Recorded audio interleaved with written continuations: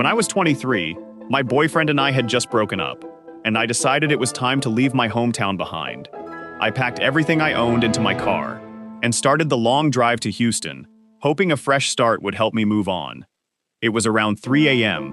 when I passed through a small town in Texas. My gas tank was nearly empty, so I pulled into a quiet gas station. The place was almost deserted, but it was still open. As I stood there filling my tank, I was absent-mindedly scrolling through my phone, trying to distract myself from everything that had happened. Out of the corner of my eye, I noticed an old pickup truck pull up to the pump on the opposite side of mine. At first, I didn't think much of it.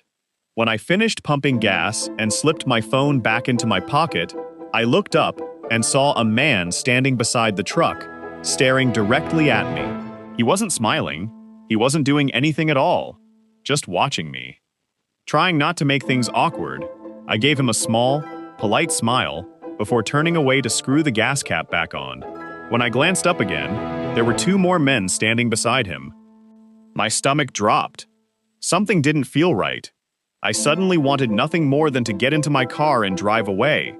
The moment I reached for my driver's side door handle, they rushed me. Everything happened so fast. I screamed, kicked, punched, and fought as hard as I possibly could, but there were too many of them. Two men grabbed my arms while the others shoved me toward the truck. They forced me into the back seat, pinning me across their laps so tightly that I could barely move. I kept struggling, but their combined weight held me down. That was the moment I realized I might not make it home. I started crying.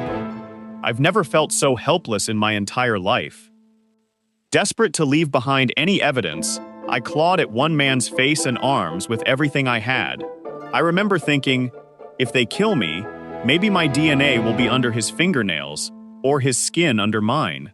Maybe someone will know what happened.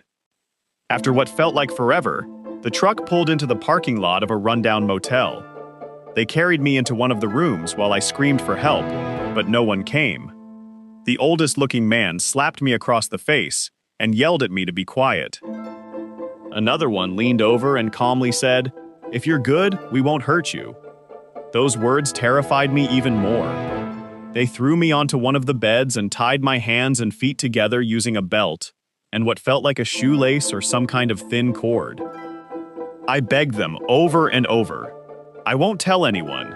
Please, just let me go." They ignored me. Instead, they began talking among themselves in a language I couldn't understand. Looking around the room, I noticed dozens of empty beer cans scattered across the floor, bags of clothes piled in the corner, and an overwhelming smell of alcohol. It looked like all of them had been living in that tiny motel room for days. I don't want to describe everything that happened after that. Some memories are better left unsaid. At one point, one of the brothers announced they needed more beer. After arguing for a minute, they decided that the youngest-looking man would stay behind to watch me while the other four left. As soon as the door closed, it was just the two of us. He looked around my age. For the first time since they grabbed me, I saw a tiny chance to escape. I asked him if I could use the bathroom. After hesitating, he untied my hands. The second I felt my wrists come free, I exploded toward the door with every ounce of strength I had left. I threw it open and sprinted. He managed to grab my arm for just a second. I screamed at the top of my lungs, "Get off me!" To this day, I don't know why, but he let go. I didn't stop running. I ran barefoot down the street with almost nothing on, crying, shaking, and praying someone would help me. The first car I saw was driven by an elderly man. I ran directly into the road and waved both arms. He slammed on his brakes. At first, he looked confused and rolled down his window. "What are you doing?" he shouted, sounding more irritated than concerned. Between sobs, I told him, "I've been kidnapped. Please help me." The expression on his face changed instantly. Without asking another question, he unlocked the doors and told me to get in. He drove me straight to the nearest police station. The officers gave me a pair of hospital scrubs to wear, while I told them everything that had happened.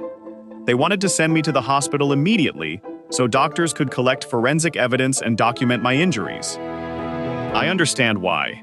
But at that moment, all I wanted was to shower, crawl into bed, and call my mom. Later that same day, police tracked the men down and arrested all of them. It turned out they were brothers. During questioning, they claimed they had been so drunk they couldn't remember what had happened. They never gave a real explanation for why they targeted me or what they had planned to do afterward.